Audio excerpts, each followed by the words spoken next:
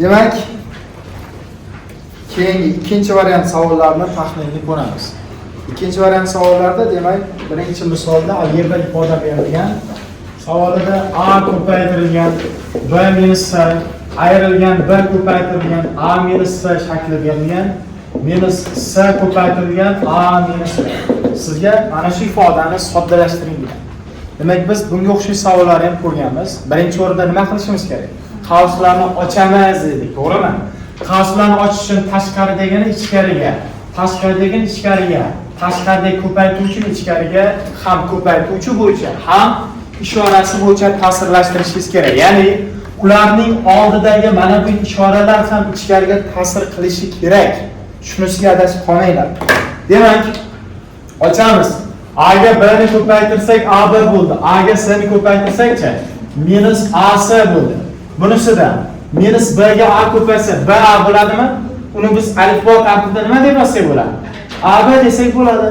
Minus b ga minus s nima bo'ladi? Plus bo'ladi. Ikkita minus b s bo'ladi. Endigisi minus s ga a ko'paysa nima deb yozamiz? A s deymiz. Minus s ga minus b plus b s. O'xshash xatlarni ixchamaymiz. Ya'ni a b ga o'xshash bormi? Bor. Plus a b minus a b ga nima qiladi? Ayrilib ketadi. Yana bormi? Minus a s ga minus a s ni qo'shing. Minus 2 a s bo'ladi. B s ga b s ni qo'shing. Plus 2 b s bo'ladi. Sizni testingizda balkim shu shakldagi javob yozish mumkin. Balkim joyni almashtiradida 2 b s minus 2 a s deb almashtirish mumkin, plus minus. Yana balkim nimani olib chiqsak bo'ladi? 2 s ni olib chiqsak bunda b minus a deb yozish ham mumkin. Uni qanday shaklda yozilishi mumkin? Tushundingmi? Davom ettiramiz ikkinchi savol. Aka va ukaning yoshlari nisbati 3/1 nisbatda. Qarang. Akasining va ukasining yoshlari nisbati 3/1 nisbatda.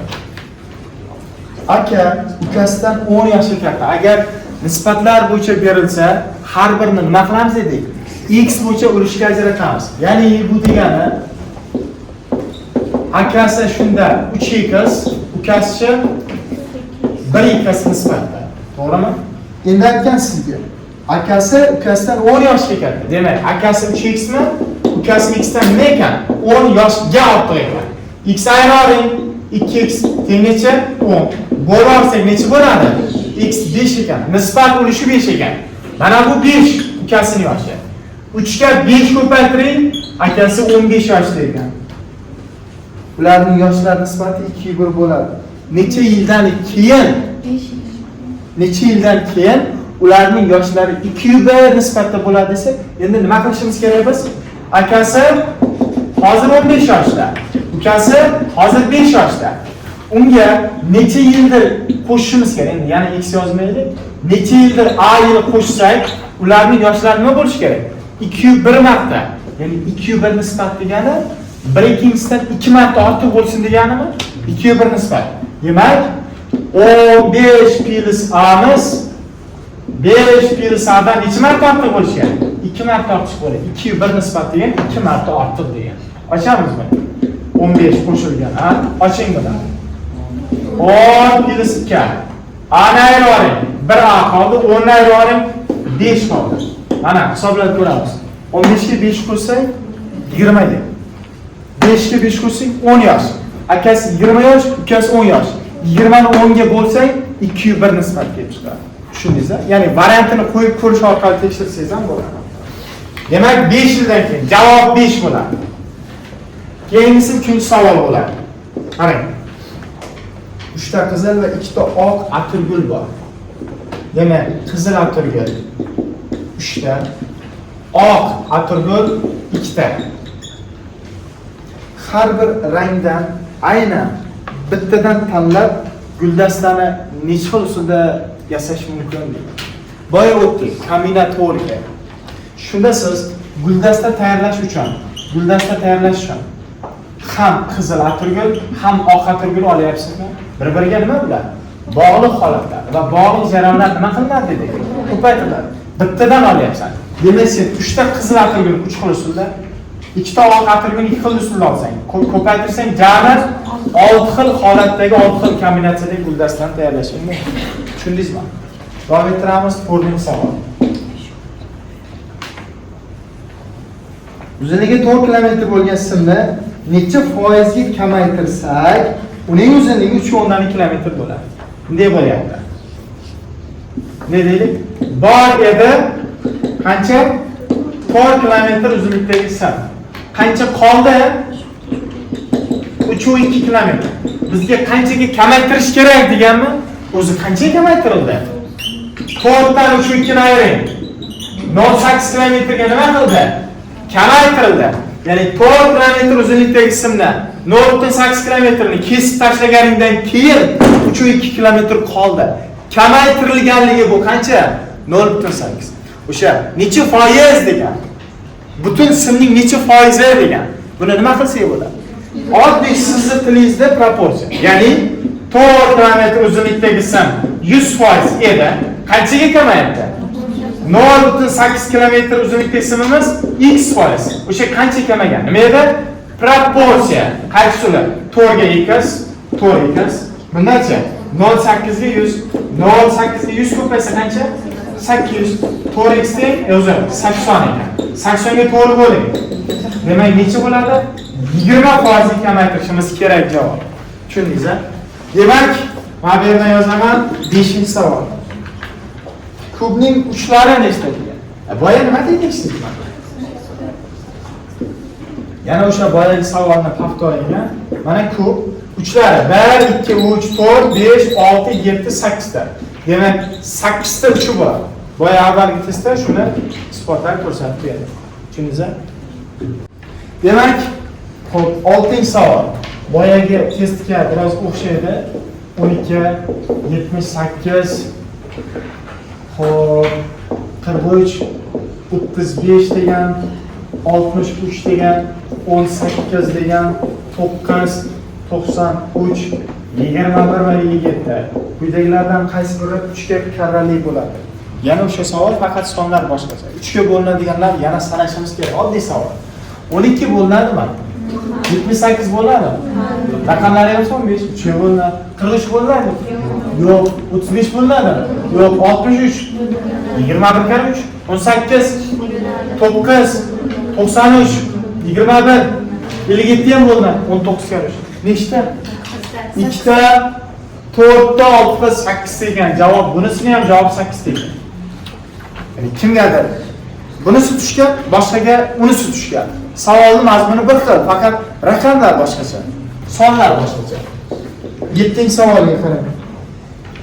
30 dan 50 gacha tub sonlar yig'indisini toping. Ana endi biz tub sonlar jadvalini bilishimiz kerak 30 dan 50 gacha.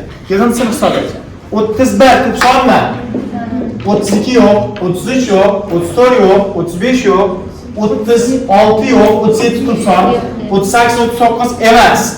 41 tub sondan 43 tub son, 45, 46, 47 tub son, 49 emas va 50 gacha degan. Bo'ldi, shu yerda to'xtadik. Mana 30 dan 50 gacha tub sonlar yig'indisi. Hisoblaymiz.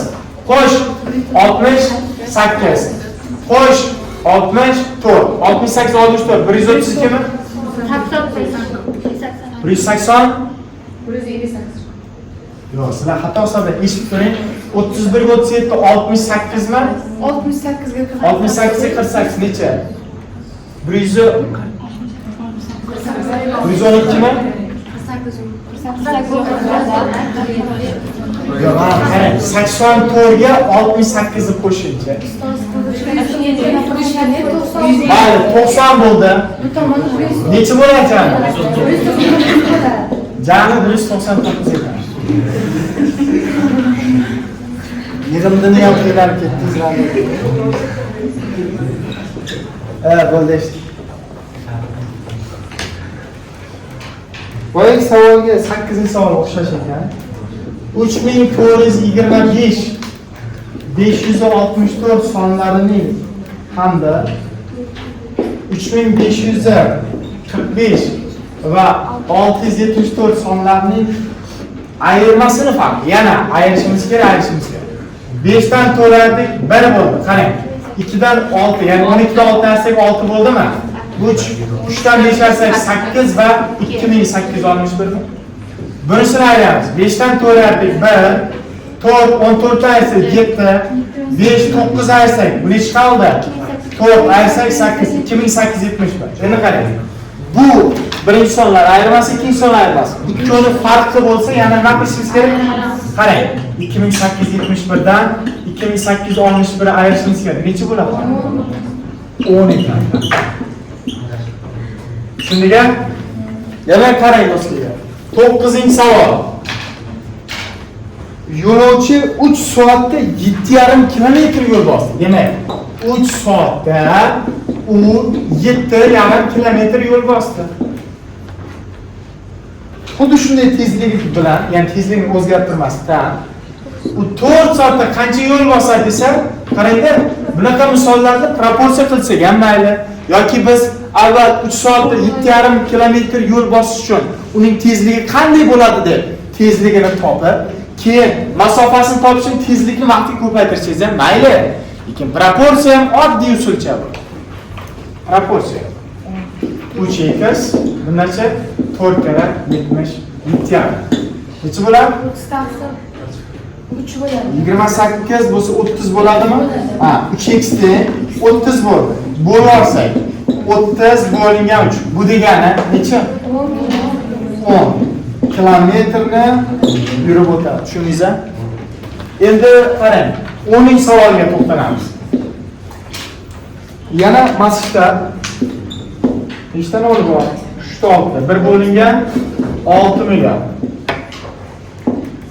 Demak, 1 bo'lingan 6 millionlik xaritada 240 kilometrlik masofa qanday santimetrda ko'rinadi? Ya'ni endi haqiqiy masofasi 240 kilometr bo'lgan chizma xaritada 1 bo'lingan 6 million santimetrlik xaritadagi o'lchovi necha santimetr edi? Xaritadagi chizmasimi? Biz aytdikki, haqiqiy masofani xaritaga keltirish uchun nima qilish kerak? Kichraytirish kerak. 6 million degan 6 million marta kichraytirasiz. Necha santimetr desa, avval santimetr o'tkazamiz. Demak, 240 kilometr metrga o'tkazsak, mingga ko'paytiramiz. Metrni santimetrga o'tkazsak, 100 ga ko'paytiramiz. Va u nima bo'ldi? Santimetr bo'ldi. 3, 6, 24 million santimetr. Uni necha marta kichraytiramiz? 6 million marta kichraytiramiz. 6 millionga bo'lsa qancha bo'ladi? Demak, xaritadagi, ya'ni chizmadagi masofasi 4 santimetr ekan. Tushundingizmi?